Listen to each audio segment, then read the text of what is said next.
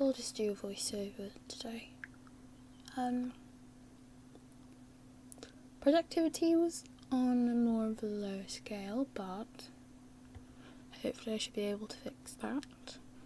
Instead, I decided to have a bit of a go at this little assignment homework thing set by Borodante, and he is one of my favourite artist YouTubers. One of the more interesting ones. Not really a huge fan of just dullness, dull talking, dull content, and especially if you're not really learning much from it either. So the task was to paint this image of these two shapes. It was like two cubes of different sizes, sort of stuck together, and the sphere. Now, once I had it finished, and the whole challenge part of the task was you could only use one brush size, which was 200 pixels. And it was a very specific brush that we were supposed to use, and you downloaded it.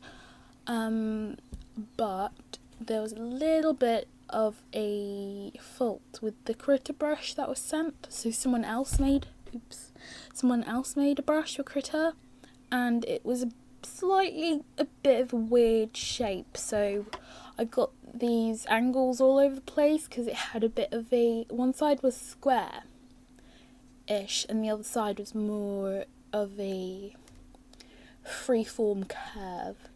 So it was strange, but it had a bit of a similar texture, so I just used it anyway. Once I finished painting the whole thing, I kind of realised my colours are not that bad when it comes to black and white, but when it comes to the red ball, the orangey ball, I was very on the desaturated side of things, actually. I'm going to include the original image at the end of this video, but definitely opens my eyes to the way I see colour. I really need to exaggerate things. In the example that Boro did, his was so intensely coloured, it was a bit much. It was a bit too saturated, a bit too colourful, but way closer than what I had.